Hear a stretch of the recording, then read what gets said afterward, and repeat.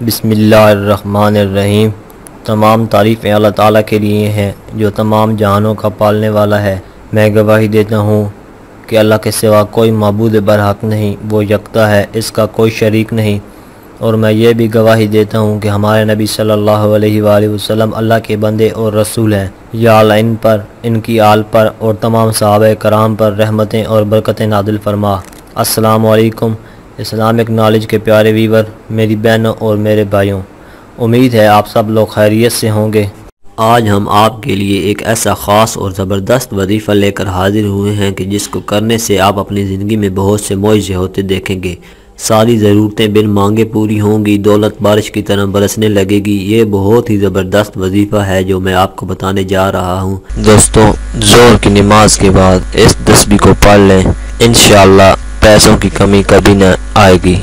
दोस्तों, आपसे गुजारिश है कि कोई भी अमल करने से पहले बावजू हो जाया करें और कोई भी अमल जिसे आप कर रहे हैं सच्चे दिल और पूरे यकीन के साथ किया करें कि अल्लाह ताला आपकी हर दुआ को कबूल करता है। बेशक वही ज़ात है जो हर चीज़ के बारे में इल्म रखने वाली है, बशर्त ये कि दुआ जायज़ तरीके से मांगी जाए। दोस्तों, इसके साथ आप 5 वक्त की नमाज अदा किया करें और झूठ से बचें।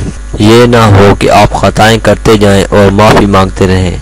ये आप हरगिज़ न करें, बल्कि एक बार सच्चे दिल से माफ़ी मांगने के बाद दोबारा कभी गलती मत करें।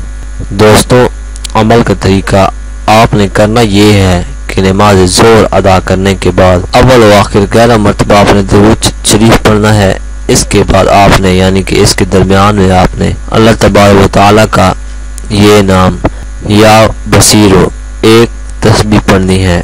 इसके बाद आपने अपने लिए और हमारे लिए झोली फैला कर अल्लाह के हजूर दुआ करनी है। बेशक वही बेहतर जानने वाला और सुनने वाला है। आज की ये वीडियो अगर आपको अच्छी लगी हो तो वीडियो को लाइक और शेयर ज़रूर करें और अपनी राय का इजहार कमेंट में करें।